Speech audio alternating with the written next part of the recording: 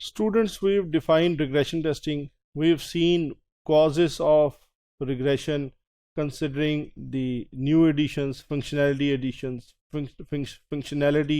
change or functionality management.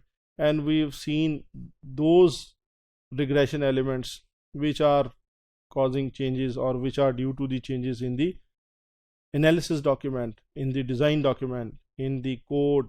Now we are going for those changes which are not affecting our other artifacts, they are directly getting into your code.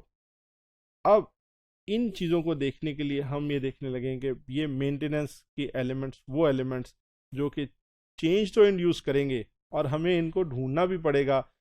Change तो आएगी, change का impact ढूंढना पड़ेगा और impact ढूंढने के बाद associated test case ढूंढना पड़ेगा और उसको रीरन करना पड़ेगा। ओके, मेंटेनेंस इफेक्ट क्या? Change state based behaviour, change component interface. आप एग्जांपल लें, आपका एक कंपोनेंट था जिसका इंटरफेस था, या आपकी एक कॉल थी जिसके अंदर पहले आपको रिटर्न टाइप आ रही थी integer, you had int compute int A int B, और आप उसका आप ए प्लस बी आप रिटर्न कर रहे थे।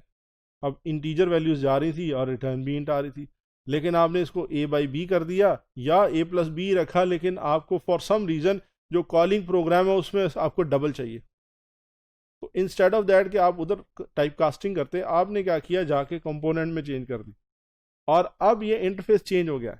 जहाँ पहले ये इंटीजर जा रहा था, अब ये डबल है।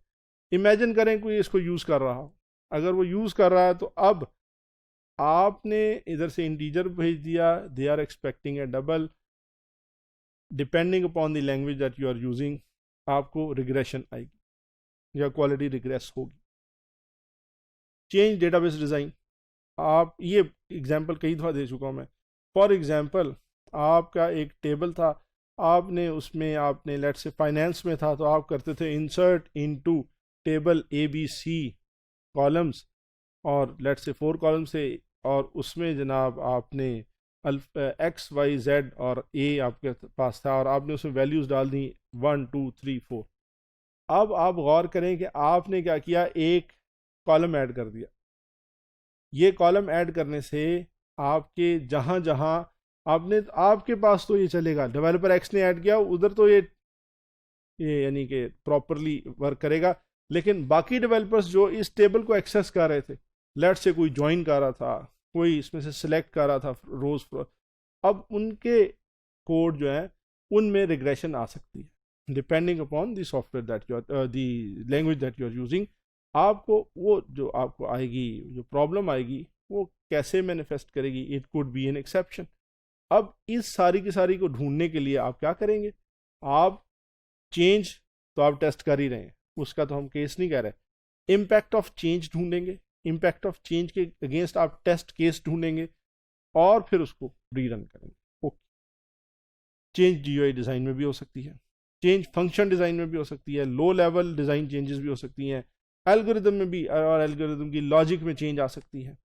चेंज ऑफ कंपोनेंट स्ट्रक्चर, अब ये क्या है, ये वो सारी की सारी मेंटेनेंस चेंजेस हैं जो कि आपके 90% या मे बी 100% केसेस में आपके आर्टिफैक्ट्स, अदर आर्टिफैक्ट्स में इनका इम्पैक्ट नहीं जा रहा।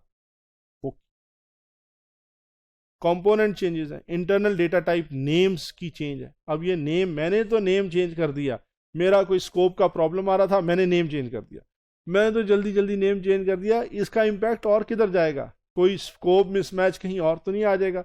मेरा एक और कॉलिंग प्रोग्राम, उसका मैं ऑब्जेक्ट बना रहा हूँ, अब क्या उसके स्कोप में चेंजेस आएंगी? ये सारी की सारी मेंटेनेंस टाइम की हमारे इश्यूज बन गए। Internal structures such as class relationships, control flow, data flows, internal functions.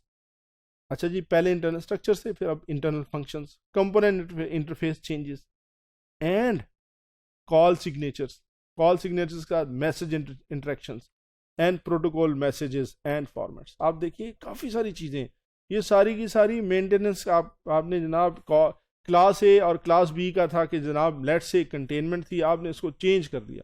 अब चेंज कर दिया तो इस चेंज का, और जो कि इस क्लास, इस जो पोर्शन ऑफ योर था डिज़ाइन, उसको यूज़ कर रहे थे, तो उन पे क्या इम्पैक्ट आएगा, इन सब को आप, ये और ये इम्पैक्ट तो आएगा। सो आपको रिग्रेशन तो होगी, या रिग्रेशन होने का चांस तो है, आपको ढूंढना है चेंज का इम्पैक्ट एंड रिजल्टिंग जो क्या कह चाहिए सेट ऑफ टेस्ट केसेस हैं जो कि इसको टेस्ट कर रहे थे।